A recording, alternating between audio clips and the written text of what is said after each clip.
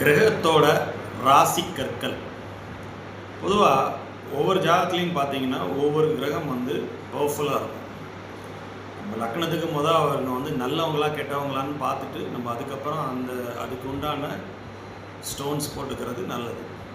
எந்த கல் எது போட்டால் நமக்கு நல்லா இருக்கும் அப்படிங்கிறத பார்த்து நம்ம டிசைட் பண்ணணும். சரிங்களா?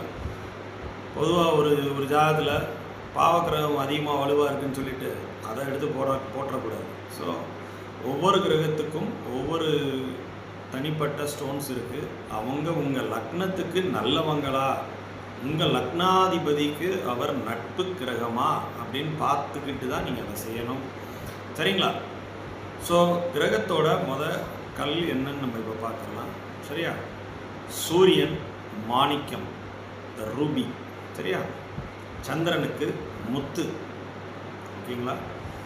புதனுக்கு எமர்லார்டு, மரகதக்கல். குருவுக்கு கனக புஷ்பராகம்.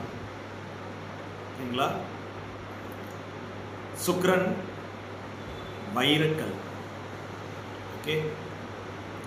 சனிக்கு கருநீலக்கல். செவ்வாய்க்கு பவளம். ராகுக்கு கோமேதம். கேதுக்கு வைடூரியம்.